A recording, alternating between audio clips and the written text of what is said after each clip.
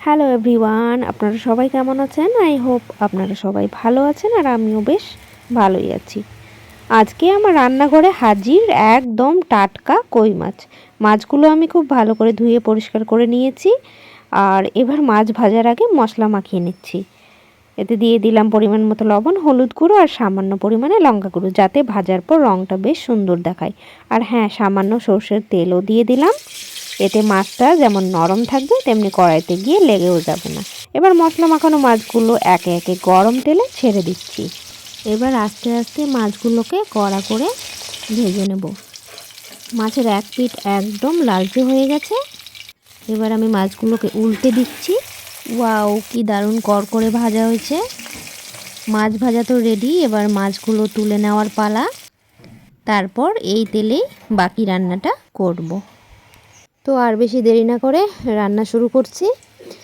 ওই মাছ ভাজা তেলের মধ্যে দিয়ে দিলাম কালো জিরে ফোড়ন।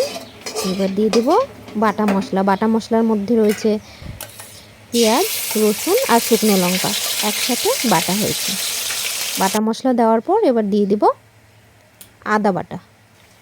তার সাথে দিয়ে দিচ্ছি সমস্ত গুঁড়ো মশলা। দিয়ে দিলাম পরিমাণ মতো লবণ, হলুদ গুঁড়ো, জিরে ধনে গুঁড়ো দিয়ে মশলা ভালো মতন কষিয়ে নেব।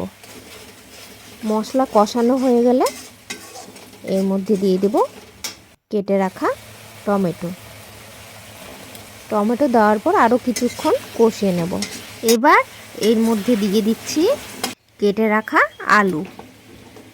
দেওয়ার পর আরও কিছুক্ষণ কষিয়ে নিতে হবে।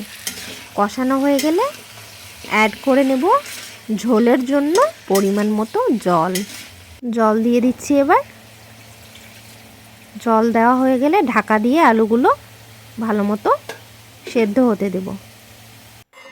হয়ে গেছে। এবার সব শেষে দিয়ে দিচ্ছি ঝোলের মধ্যে ভেজে রাখা কই মাছগুলো দিয়ে আরও কিছুক্ষণ রান্না করে নেব। নামানোর আগে ছড়িয়ে নিচ্ছি ফ্রেশ কুচনো ধনেপাতা। জাস্ট আর কিছুক্ষণ, তারপর নামিয়ে নেব। ব্যাস রেডি হয়ে গেল আজকের রেসিপি, টমেটো আলু দিয়ে কই মাছের ঝোল। দেখছেন তো রঙটা কি দারুণ এসেছে। আর মাছেদের গায়ের সেই ভাজা ঘ্রাণ আর টমেটোর হালকা টক মিষ্টি স্বাদ সব মিলিয়ে জাস্ট জমে যাবে। আই হোপ আজকের এই সহজ ঘরোয়া রেসিপিটি আপনাদের ভালো লেগেছে। যদি ভালো লেগে থাকে তাহলে একটি লাইক কমেন্ট করে যাবেন আর সাথে থাকবেন।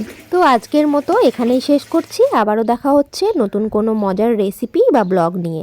Thank you so much all for watching this recipe video. Stay well, stay healthy and take care. Tata.